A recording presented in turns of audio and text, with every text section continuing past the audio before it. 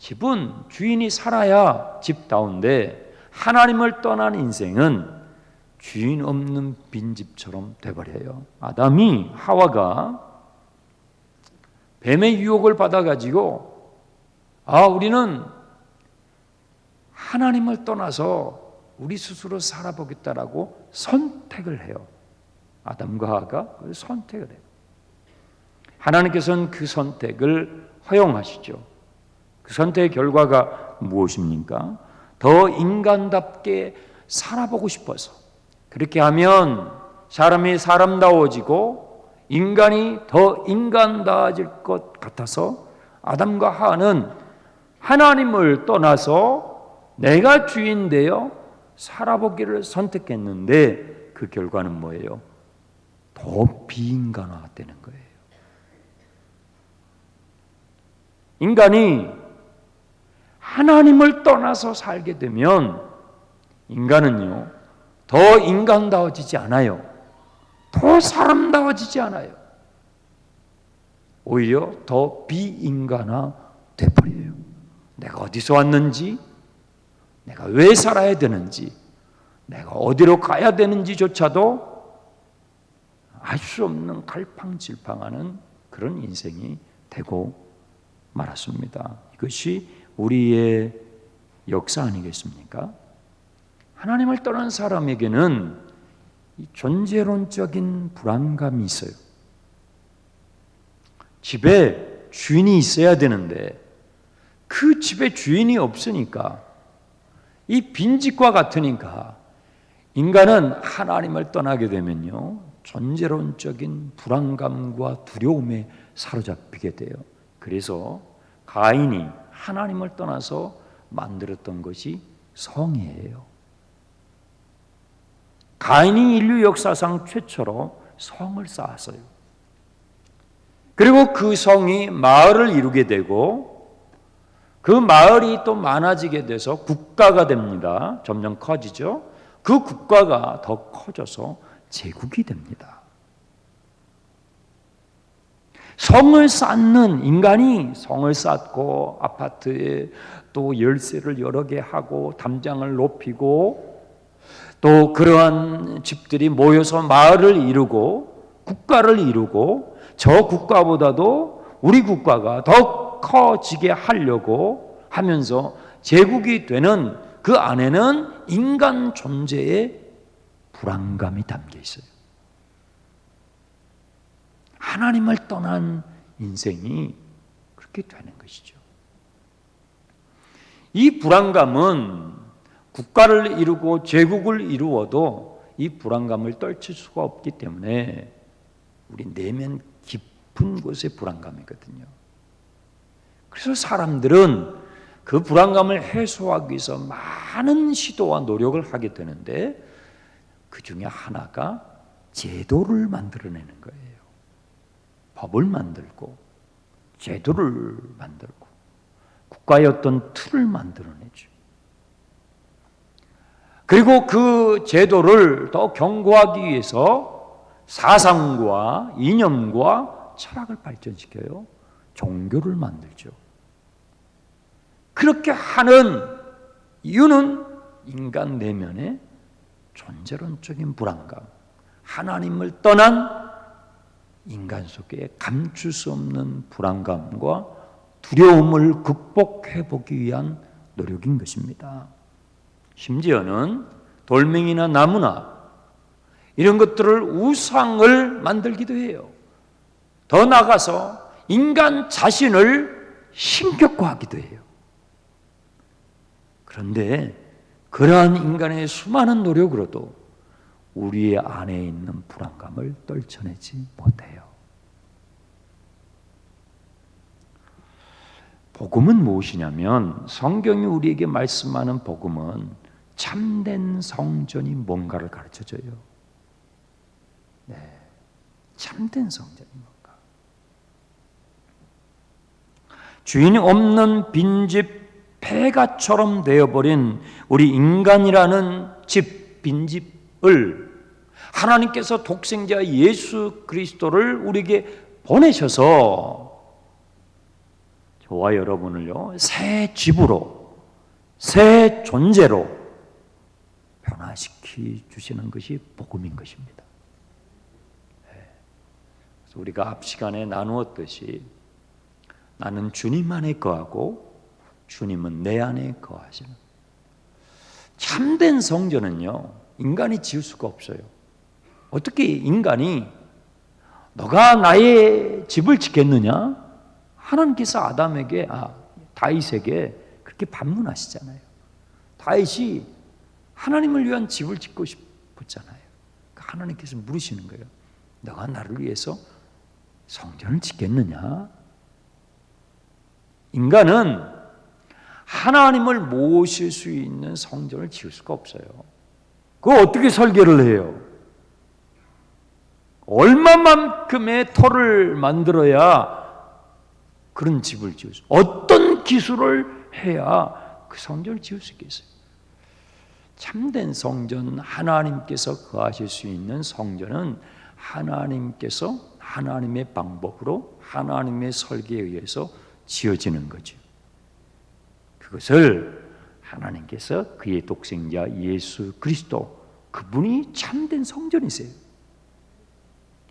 자신이 참된 성전이신 것을 우리에게 보여주시고 그 예수 그리스도로 말미암아 저와 여러분을 하나님이 거하시는 참된 성전으로 우리의 존재를 바꾸셔서 주님은 우리 안에 거하시고 우리는 주님에게 거하게 되는 진정한 성전이 되는 이것이 복음인 것입니다. 그래서 이 참된 성전을 설계하신 여러분, 집을 지으려면 설계 도면을 먼저 봐야 돼요. 설계 도면이 잘 나와야 돼요. 이 참된 성전의 설계자가 성부 하나님이세요. 그리고 그 설계 도면에 맞게 터를 확보를 해야 되고, 그 터가 이제 올라갈 수 있도록 기초석이 먼저 놔줘야 되는데, 그 터가 확보될 수 있도록 투자하신 분이 성자 하나님이세요. 자신의 생명을 내어주심으로 참된 성전의 모퉁이 돌, 촛돌이 되어주신 그분이 예수 그리스도이신 것입니다. 그 예수 그리스도를 우리가 영접할 때에 그 참된 성전을 지어가시는 최고의 기술자죠. 이 성전은 예수 그리스도를 모신 우리의 영, 저와 여러분의 영 안에 짓는 것이기 때문에, 여러분 어떻게 사람이 짓겠냐고요, 그것을. 우리 안에 들어오셔서, 우리의 영 안에 들어오셔서 우리의 영혼의 그 참된 성전을 지어가시는 최고의 기술자가 성령 하나님이세요. 복음은 정말 어마어마하게 장엄합니다. 성부, 성자, 성령 하나님의 연합 사역이죠. 자, 우리 성경을 한번 찾아보겠습니다. 에베소서 2장, 신약성경. 에베소서 2장 20절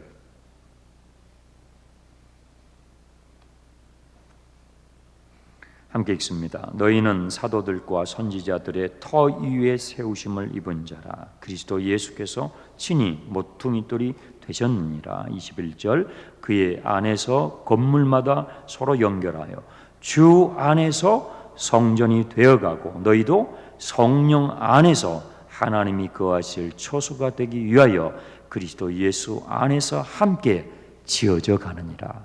이 기가 막힌 설명이에요. 뭐 세상 어디에서도 이런 복음의 아름다운 묘사를 볼 수가 없어요. 21절에 보시면 주 안에서 성전이 되어가고, 여기서 주는 예수 그리스도를 말해요. 예수 안에서 성전이 되어가고, 22절 성령 안에서 성령께서 나오시죠. 그 다음에 하나님이 거하실, 여기서 하나님은 성부 하나님, 성부 하나님이 거하시는 처소, 성전이 되게 하여 예수 안에서 함께 지어져 가요.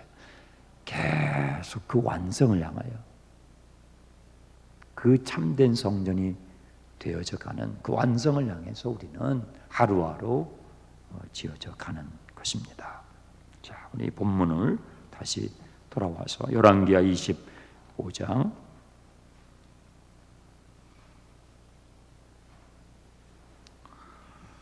18절을 보시면요, 바벨론의 시위대장이 느부사라단이죠. 예루살렘에 들어와 가지고 많은 사람들이 도망가다가 잡혔죠. 그리고 그들이 다 처형을 당했습니다. 예루살렘 성 안에 아직 미처 도망치지 못하고 남아있는 약 60여 명의 사람들이 있었는데 그들도 붙잡아서 림나에 데리고 와서 바벨론 왕에게 신문을 받게 한 다음에 전부 다 쳐 죽였다라고 되어 있어요. 전쟁이 참 참혹한 것은 전쟁이 일어나게 되면 많은 사람이 죽게 돼요. 이 본문에 나와 있는 거죠. 많은 사람이 포로로 끌려가요. 자, 포로로 끌려간 사람들은 어떤 사람들이었죠? 주로 포로로 끌려간 사람들은 바벨론 사람들이 보기에 쓸모가 있는 사람들, 기술자들, 요즘으로 말하면 엔지니어나 과학자들, 그 바벨론 제국에 데리고 가서 뭐 공직이나 어떤 기술직이나 이런 곳에 쓸모가 있는 사람들은 다 데리고 왔어요. 자, 그럼 여기에 18절부터 21절에 다 쳐 죽였다고 그랬는데 죽인 이 사람, 죽임을 당한 이 사람들은 어떤 사람들이죠? 이 사람들은 쓸모가 있는 사람들인데 바벨론 편에 쓴 사람들이 아니었어요. 대단히 쓸모 있는 사람들이었지만 바벨론에게 저항하는 사람들이었기 때문에 다 죽였다는 것이죠. 22절에 그런데 여기에도 저기에도 들지 않는 세 번째 부류의 사람들이 나와요. 22절, 유다 땅에 머물러 있는 사람들이 있었어요. 도망가다 붙잡혀서 죽임을 당한 사람도 있고 포로로 끌려가서 이미 1차, 2차 포로로 잡혀간 사람도 있어요. 그런데 포로도 끌려가지도 않았고 붙잡혀가지고 처형당하지도 않고 폐허가 된 그 유다 땅에 남겨져 있었던 사람들이 있었어요. 그들이 누구냐? 곧 바벨론 왕 느부갓네살이 남겨둔 사람들이에요. 왜 이 사람들은 남겨두었는가? 이 사람들 어떤 사람들이냐면요, 24장 14절을 보세요.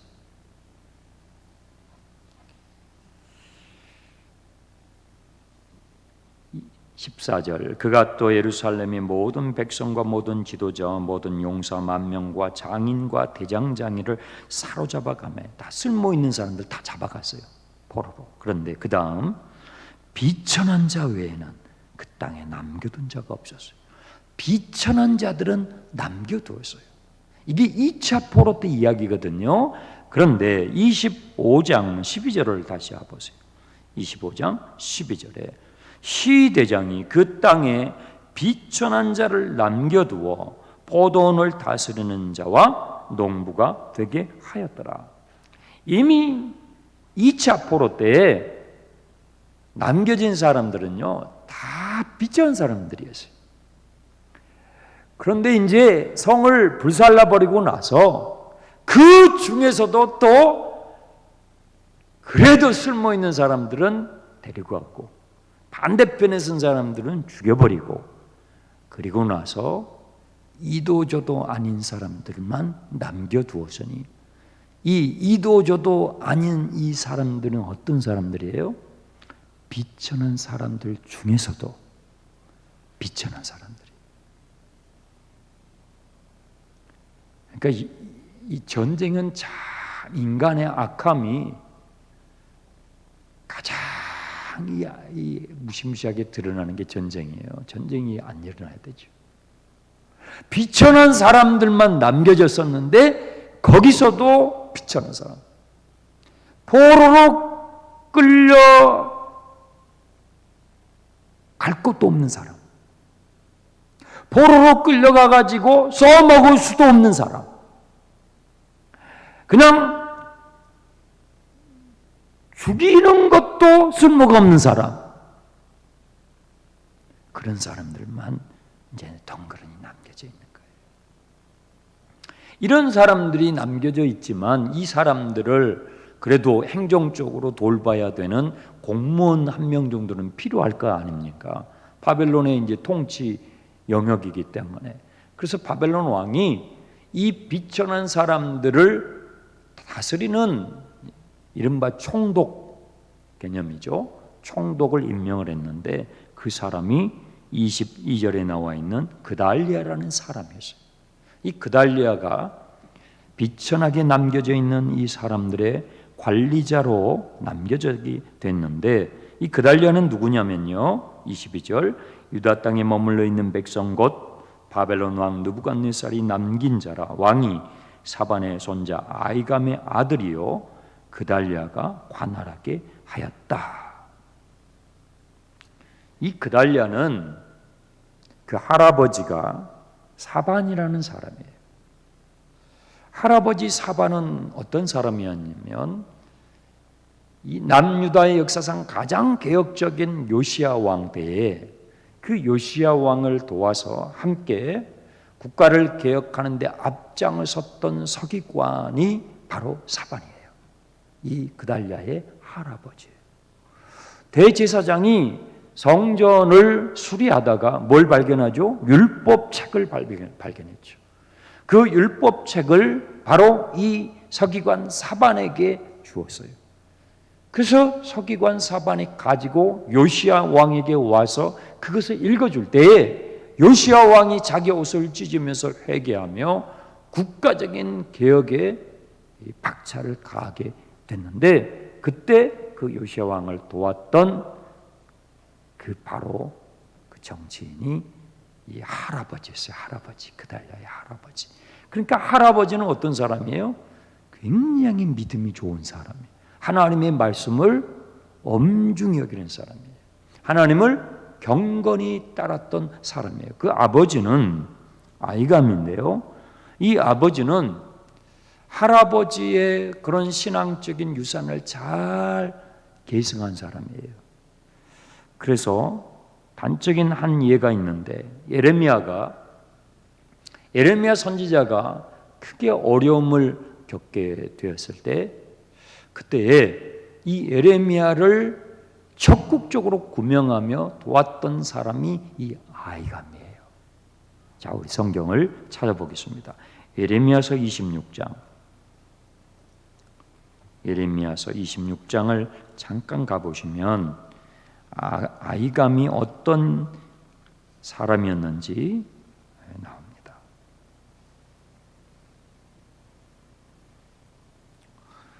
예레미야서 26장 마지막 구절 24절을 보십시오.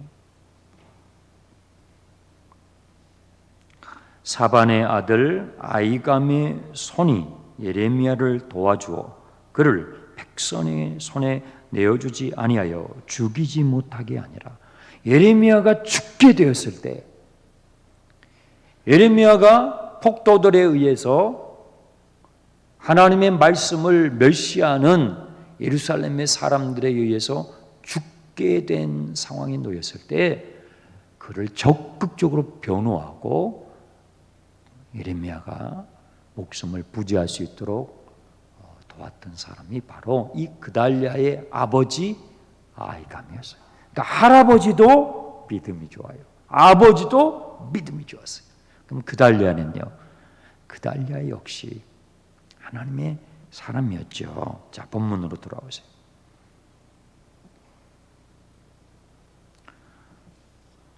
예레미야와 이 그달리아는 잘 아는 사이였어요. 그랬겠죠. 그달리아의 아버지를 통해서 예레미야가 생명을 보존할 수 있었기 때문에 예레미야와 그달리아는 여러모로 서로 교류를 하고 교분이 있었던 것을 우리가 충분히 이해할 수가 있습니다. 그렇다면 바벨론 왕은 왜 이 그달리아를 총독으로 임명을 했는가 하는 것이죠. 바벨론 왕의 입장에서 보았을 때는 그달리아가 바벨론 편이라고 생각을 했어요. 바벨론 왕의 입장에서 보면 예레미야도 바벨론 편이라고 생각을 했을 거예요. 바벨론에 투항하자고 했으니까, 항복하자고 그랬으니까. 예레미야나 그달리아는 바벨론 왕의 입장에서 봤을 때는 내 편이라고 생각을 했던 거예요. 그래서 이 집안은 공직자의 집안이고 행정가의 집안이기 때문에 그런 인물이 필요했던 느부갓네살 왕에 의해서 발탁이 돼서 이 총독이 될 수 있었던 것이죠. 그런데 23절을 보세요. 25장 23절. 모든 군대 지휘관과 그를 따르는 자가 바벨론 왕이 그달리아를 지도자로 삼았다함을 듣고 이에 이스마엘과 요하난과 스라야와 그리고 야사니아라는 사람들이 미스바로 그달리아를 찾아왔어요. 왜 예루살렘으로 찾아오지 않고 미스바로 찾아왔죠? 예루살렘은 더 이상 사람이 살 수 없는 땅이 됐어요. 그래서 미스바로 총독의 관저가 옮겨진 거예요. 그 미스바에 있는 그달리아에게 이 군대 장관들이 찾아왔어요. 이 군대 장관들 어떤 사람이냐면 바벨론에 의해서 저항하다가 뿔뿔이 흩어져 있는 유대의 군인들이었죠. 군인들. 그래서 다시 이 나라를 독립하기 위해서 우리가 이해하기 쉽게 할 수 있는 표현이 독립군들이죠. 우리 조선이 나라를 잃어버렸을 때 저 만주벌판에 독립군들이 있었잖아요. 그 독립군들이었던 거예요. 이 독립군들의 지도자들이 그달리아가 미스바에 있다라는 것을 알고 찾아온 거예요. 이 독립군의 가장 최고 지도자는 이스마엘이라는 사람이었어요. 이 이스마엘은요, 이 군대를 지휘하는 장수였으면서도 왕족이었어요. 예레미야서에 보게 되면 이 내용이 아주 디테일하게 나옵니다. 왕족이었어요. 그래서 이 군대 장관들 가운데서도 가장 우두머리였는데, 그러니까 대의 명분, 나라가 지금 망했지만 그 흩어져 있는 유대인들의 구심점이 될 수 있는 대의 명분은 그달리아보다도 누구요? 이스마엘에게 있죠. 왕족이기 때문에. 왕족이라는 것은 다윗의 혈통이라는 거예요. 이 이스마엘이 남겨져 있는 흩어져 있는 군인들을 이 독립군들 규합을 해가지고 지금 총독으로 임명을 받은 그달리아에게 찾아온 거예요. 왜 찾아왔을까요? 자기들에게 협력하라는 거예요. 우리 독립투쟁을 같이 하자는 거예요.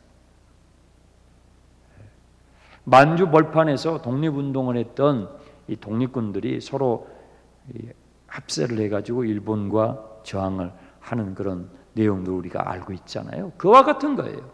우리 같이 힘을 모아가지고 힘을 축적해서 저 바벨론을 다시 몰아내고 이 나라를 자주 독립할 수 있도록 합시다. 이렇게 그런 의견을 가지고 찾아온 것입니다. 그런데 그달리아는 그들의 제안을 거절합니다. 그랬더니 이 이스마엘에 의해서 그달리아는 피살을 당해요. 죽임을 당해요. 그 내용이 25절에 나와 있습니다. 7월에 왕족 엘리사마의 손자 느다냐의 아들 이스마엘이 부하 10명을 거느리고 와서 그달리아를 쳐서 죽이고 그와 함께 미스바에 있던 유다 사람들과 갈대아 사람 바벨론 사람들까지 죽였다라고 되어 있습니다. 자, 우리는 우리나라 독립군들의 투쟁사를 어느 정도 알고 있습니다. 근데 우리는 우리들의 입장에서 우리 독립군들의 그 수고를 참 고마워하고 감사하죠. 그들의 희생을 마치 민족을 위한 순교자적인 죽음으로 우리가 생각하고 또 독립기념관이라든지 현충원이라든지 이런 곳에서 추모를 하기도 합니다. 자, 안중근 의사를 예를 들어볼게요. 안중근 의사가 이토 히로부미를 사살했잖아요. 그러면 우리 조선 사람들의 입장에서 봤을 때 안중근 의사는 누구죠? 영웅이죠. 영웅이죠. 이토 히로부미는요, 정말 죽어마땅하는 정말 그런 악이죠. 그런데 일본 사람들의 입장에서는요, 일본 사람들의 입장에서는 반대예요. 일본인들에게는 이토 히로부미가 영웅이에요. 그가 안중근의 총에 맞아서 피살을 당했지만 지금도 신사에 모셔져 가지고 국가적인 영웅으로 추앙을 받습니다. 일본 사람들에게 안중근은요, 적이죠. 자, 그렇다면 우리는 이 그달리아의 죽음을 생각을 해봐야 돼요. 그달리아는 이 당시에 독립군에 의해서 죽습니다. 그러면 이 그달리아의 죽음은 어떤 죽음입니까? 이 그달리아는 나라를 팔아먹었던 매국노의 죽음입니까? 아니면 또 다른 죽음이라고 할 수 있습니까? 이 그달리아의 죽음은 어떤 죽음입니까? 왜 성경에 이것을 자세하게 이 중요한 부분의 기록을 이렇게 해 놓았을까요? 자, 이런 고민을 하게 돼요. 예수를 잘 믿는 신자가 되는 것은 민족주의자가 되는 것인가? 여러분, 예수를 잘 믿는 것은 민족주의자가 되는 겁니까? 독립군이 되는 거냐 이 말이에요. 예수를 잘 믿는다는 것은 독립투사가 되는 것입니까?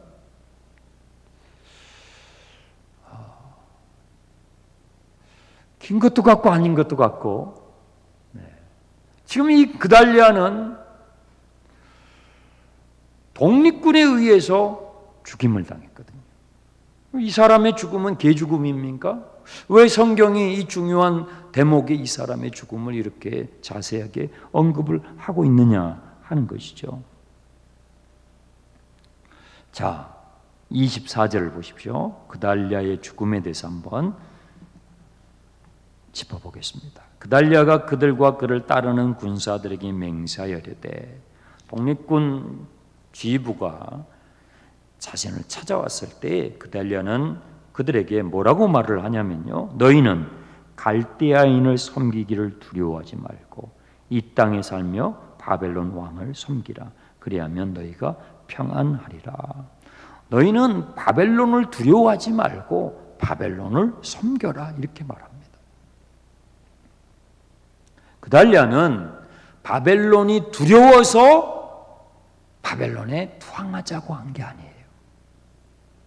분명히 지금 그러잖아요. 너희는 바벨론을 두려워하지 말고 바벨론을 섬겨라. 상당히 이 모순적인 표현을 쓰고 있잖아요.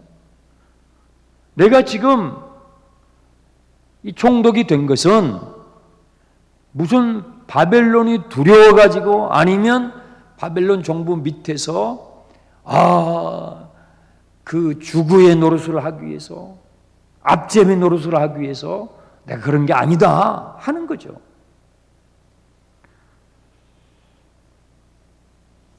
그달리아는 바벨론 편이 아니었던 것입니다. 그렇다고 애굽 편도 아니었습니다. 이 당시에 독립운동을 했던 사람들은요, 바벨론에게는 저항을 했지만 친애굽이었습니다. 애굽의 도움을 받기를 원했기 때문에 친애굽이었고 반 바벨론이었습니다. 그러면 친애굽은 신앙적인 것인가? 신앙적인 것인가?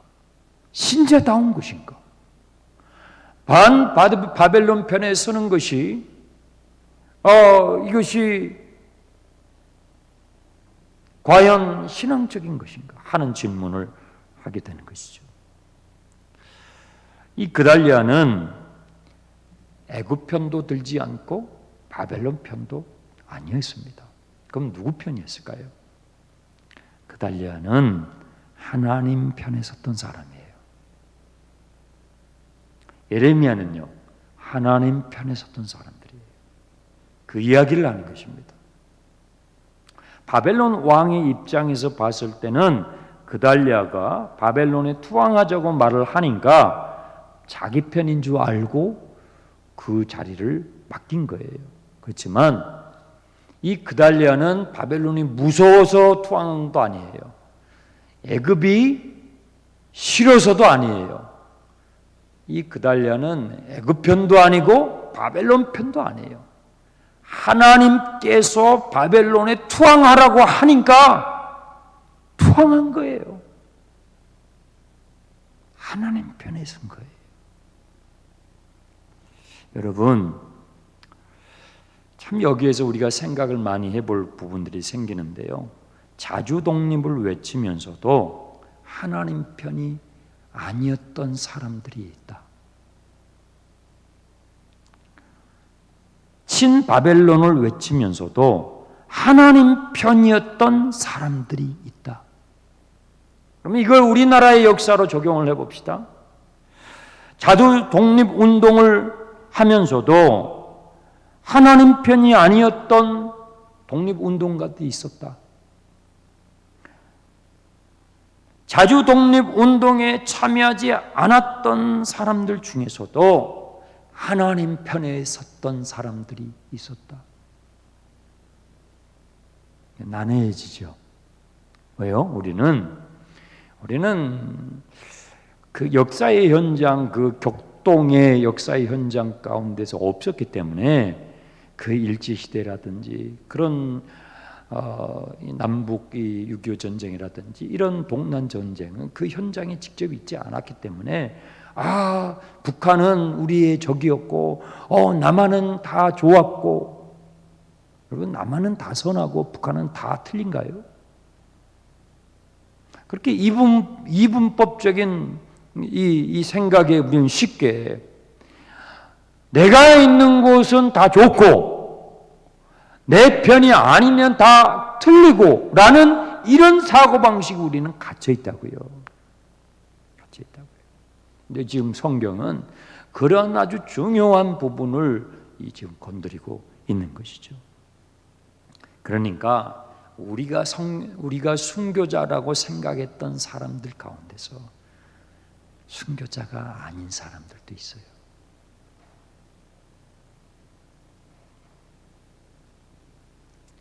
엔도 슈사코라는 일본의 유명한 작가가, 여러분 나중에 책을 좋아하시는 분들 한번 사서 보세요. 침묵이라는 책을 썼는데요. 나중에 영화로도 만들어지죠. 그 소설과 영화의 주된 내용이 뭐냐면 진짜 순교자가 누구냐 이 말이에요. 우리가 생각하는 순교자가 아니고 우리가 순교자가 아니라고 생각했던 사람이 진짜 순교자였을 수도 있다라는 중요한 부분을 그분이 지적을 해요. 바로 이 말씀이 그거예요. 친바벨론을 외쳤지만 하나님 편이었다라는 거예요. 독립운동을 외쳤지만 하나님 편이 아니었다라는 거예요.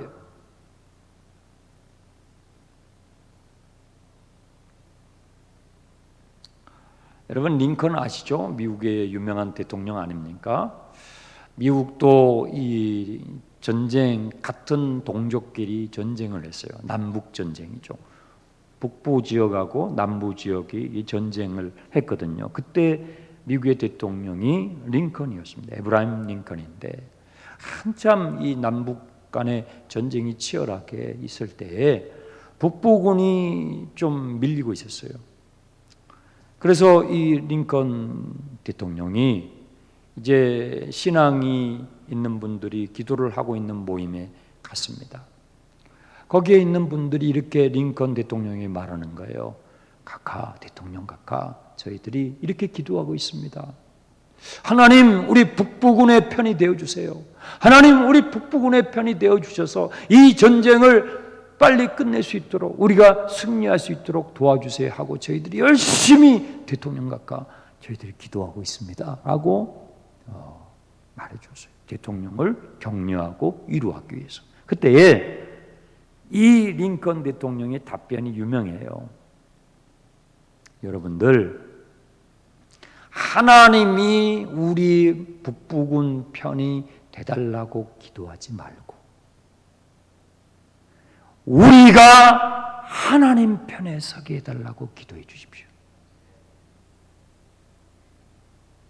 하나님이 우리 북부군 편이 되게 해달라고 기도하지 말고. 왜요? 아니, 남부에 있는 사람들도 그렇게 기도하고 있을 거 아니에요.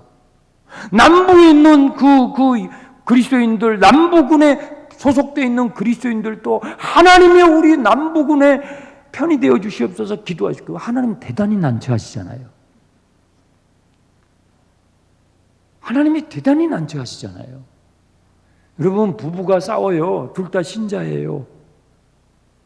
둘 다 낙원교회를 다니는 신자예요. 그런데 부부가 싸웠어요. 부인은 새벽에 나와주여, 주여 내 편이 되어 주시옵소서. 그러면 남편은 집에서 주여 내 편이 되어 주시옵소서. 빨리 이 싸움이 저의 승리로 끝나게 해 주시옵소서. 하나님이 대단히 난처하시죠. 이거 어떻게 해요? 누구 편을 드냐 이 말이에요. 그렇죠?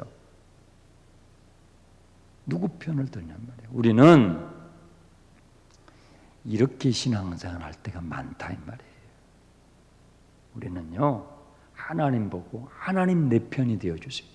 여러분, 중국에 예수 믿는 사람이 거의 1억쯤 된다고 해요.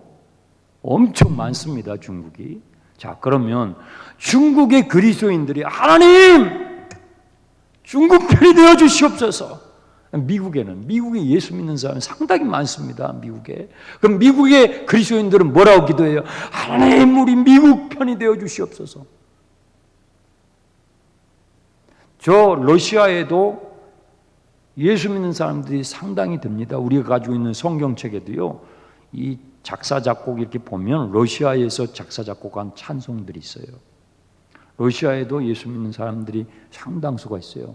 그분들은 뭐라고 기도하기 쉬워요? 하나님 우리 러시아를 지켜주시고 우리 편이 되어 주시옵소서. 자, 하나님은 한 분이시거든요.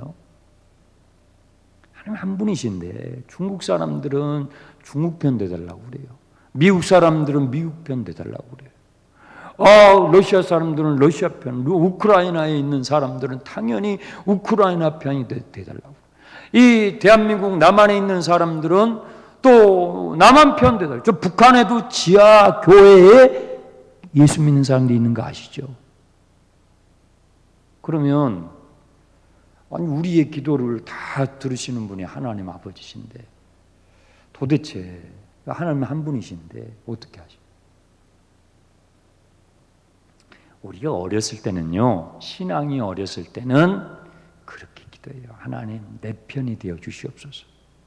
하나님 내 편이 되어 주시옵소서. 하나님 내 뜻대로 되게 해 주옵소서. 우리 많이 그렇게 기도해요.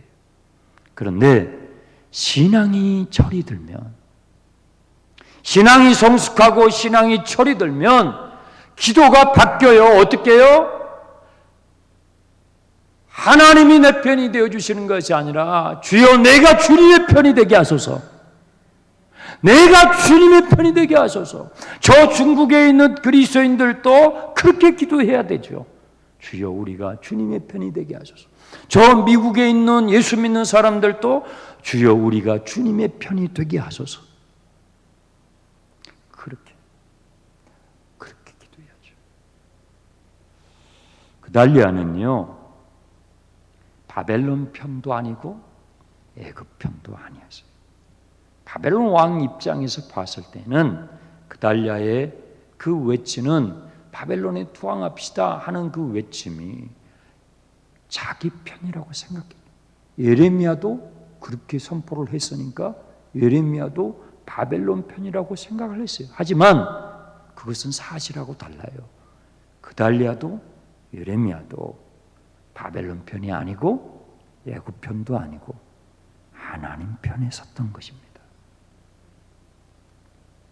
우리가 이 세상을 살아갈 때 저도 뭐 이런 분들에 비교할 수는 없지만 이분들은 정말 치열한 그 격동의 세월 가운데서 믿음의 선한 싸움을 싸웠잖아요. 그렇지만 우리도, 저도, 여러분도 우리의 삶의 자리에서 진짜 예수님을 따라갈 때, 진짜 주님의 편에 여러분이 딱 서서 따라갈 때, 여러분은 바벨론 편에 선 사람에게도 공격을 당하고 애굽 편에 선 사람에게도 공격을 당해요.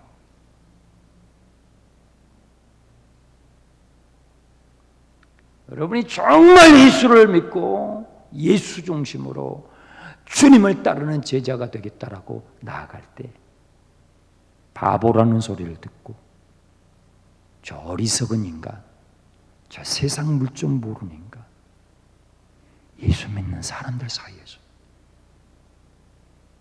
예수 믿는 사람들 사이에서, 예루살렘에 있는 사람들 사이에서 그달리아는 저 바보, 아이고, 예루살렘, 이 예레미야는요, 저 바보 멍청이, 저 세상 물정도 모르니까 진짜 하나님 편에 서서 나아갈 때 우리는요, 바벨론 편에 서 있는 사람이나 애굽 편에 있는 사람에게 양쪽에서 모두 다 공격을 당할 수가 있어요.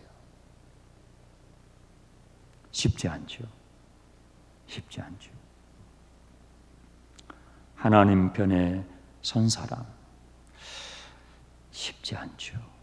왜 이 그달리아도 독립운동을 하고 싶지 않았겠습니까? 왜 그달리아도 명분과 대의와 거기에 합류해서 독립운동을 하고 싶은, 만약에 그렇게 했을 때 자기가 영웅처럼 명예를 얻게 될 것을 왜 몰랐겠습니까? 알았죠. 그렇지만 그것을 거부합니다. 왜요? 하나님 편에 서겠다는 거예요.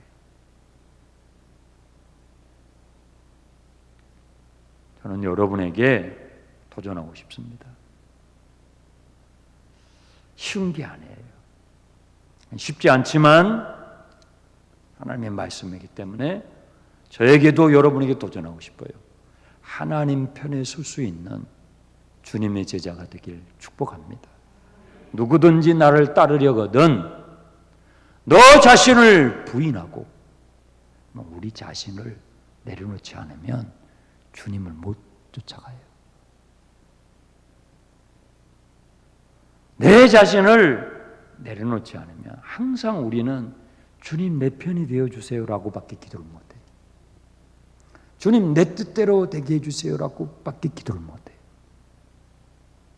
그런데 나 자신을, 나의 자아를 부인할 수 있는, 나의 자아를 십자가에, 나의 정과 욕을, 나의 정욕을 십자가에 못 박아 버릴 수 있는 그 사람만이 주님의 편에 서서 주님을 따라갈 수가 있게 돼요. 여러분들이 그런 마음의 소원을 자꾸 갖잖아요. 그럼 주님이 여러분 그렇게 해주세요. 자꾸 여러분들이 주님께 그렇게 기도를 드리잖아요. 주님, 제가요 믿음이 부족해요. 부족한데요. 저 주님 편에 서고 싶어요. 주님 따라가고 싶어요. 주님의 제자로 살고 싶어요. 하고 자꾸 여러분들이 주님께 그런 마음을 내어드리잖아요. 그러면 주님께서 여러분의 자아를 죽이세요. 주님께서 여러분의 자아를 손을 보세요. 그래서 어느 시점에 오면 이제 하나님 내 편이 되어주세요라는 기도가 사라지고 이쪽에서 나를 욕하고 저쪽에서 나를 욕할지라도 심지어 이쪽에 있는 사람은 나를 팔아먹는 매국노라고 친바벨론파라고, 이쪽에 있는 사람들은 나를 향하여 친애굽파라고 나를 공격해. 양쪽 다 나를 공격할지라도 나를 부인하고 주님 편에 서서 그달리아처럼, 예레미야처럼 주님을 따라갈 수 있게 됩니다. 그런 은혜가 여러분 모두에게 있기를 축복합니다. 기도하겠습니다. 하나님 아버지, 어찌 이것이 쉽겠습니까? 어찌 이것이 쉽겠습니까? 그러나 주님, 우리가 할 수 없는 바로 그것을 주님이 하시지요. 참된 성전이 되어가는 그것이 어찌 우리의 힘으로 되겠습니까? 어찌 우리의 재주로 이 땅에서 참된 성전을 세울 수 있겠습니까? 주님이 도와주셔야 합니다. 주여, 우리 자신을 부인하고 우리의 정과 욕을 주님의 십자가에 못 박고 날마다 주님의 편에 서게 하소서. 날마다 주님을 따라가게 하소서. 날마다 그리스도의 제자가 되게 하소서. 이쪽 편에서도 공격을 당하고 저쪽 편에서도 공격을 당할지라도 나는 주님의 편이 되겠노라고 외롭지만 따라가는 이 그달리아의 그의 죽음은 헛된 죽음이 아니라 하나님 편에 선 하나님의 사람의 죽음이었습니다. 예수 그리스도를 본받는 죽음이었습니다. 주여, 오늘 우리의 삶을 되돌아보며 나는 어린아이와 같이 하나님 내 편이 되어 주십소서라는 기도만 하고 있지 않는지요. 오 주님, 오늘 내가 주님의 편에 서기를 원하나이다. 예수 그리스도의 이름으로 기도합니다. 아멘.